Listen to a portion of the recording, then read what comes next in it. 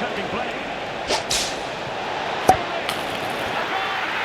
Giving his team precisely what they were looking for. Celebration aside, this card is actually quite good. I'm just going to get straight into it. This is a shadow striker through and through. You could try him as a playmaker, but I would not play him there. I switched to a 4-2-2 narrow and then had 4-2-2 narrow. It's always narrow, dumbass. I played the 4-2-2 and played him as a shadow striker cam, and he was very effective in that position. You can send opposition players very easily because of his technical ability on the ball. Almost all the dribbling playstyles is just... It's just really nice to have. He feels incredibly silky. His skill moves are fantastic. He performs them really well. I think it's mainly due to his height and his just incredible dribbling. His average body type isn't quite that good. And this now leads me on to talk about one of my main complaints with this card, which is unfortunate, but the two-sided coin of him being very agile and light on his feet is that if you make a mistake, you do a wrong skill move, or you get too close to, say, Rudiger, his spine will be snapped. Essentially, if you are playing against centre-backs that are currently meta, and they get within like a metre, they will just absolutely slaughter him. A lot of centre-backs now also have bruisers, so they don't actually have to time their tackles well, they just hold a button and they'll knock him off the ball. So essentially, you just have to be really on it at all times when using Endrick, because if you slip up, you will be punished. And in the current gameplay, you slip up quite often because it's just so hard to play. Fortunately, Endrick also seems to fear the defenders because this man runs like his life is on the line.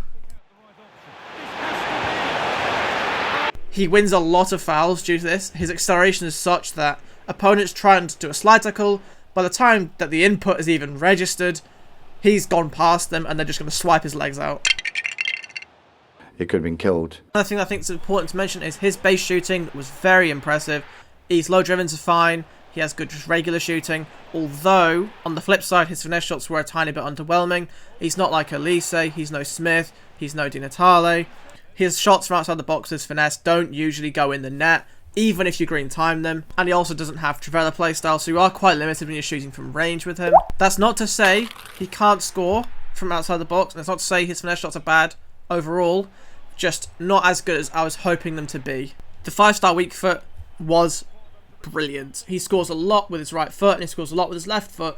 My main complaint, and my really only complaint, is I do think 5-star skill moves would have been better than 5-star weak foot for Endrick, although the weak foot does definitely help with his passing. I have to say the passing was a tiny bit underwhelming.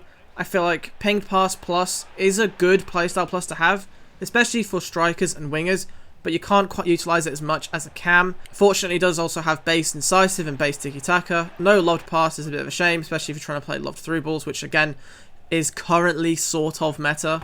And I've got to say, I think incisive base playstyle is drastically worse than incisive playstyle plus. When it comes to his attacking AI as well, I did find him to be quite inconsistent. Occasionally in some games, he'd do everything I wanted to do and he'd always be where I wanted to be. And in other games, he just wouldn't get involved in the build-up fast enough and would be left behind by the rest of my team. As a shadow striker, my main thing is he should be my guy in front of goal, and occasionally he just wouldn't quite be there in that space quick enough. Other times he'd get there a little bit too fast, and it's a little bit awkward because he doesn't have low driven base playstyle.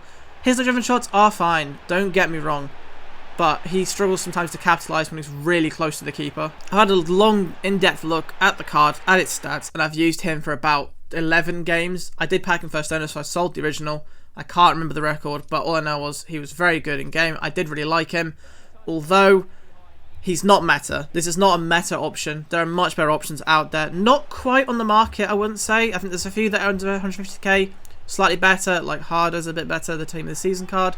Aside from that though, they're dropping in SBC cards. I know tomorrow we've got End of an Era Muller, End of an Era Modric, both which are better. We have loads of big SBCs dropping.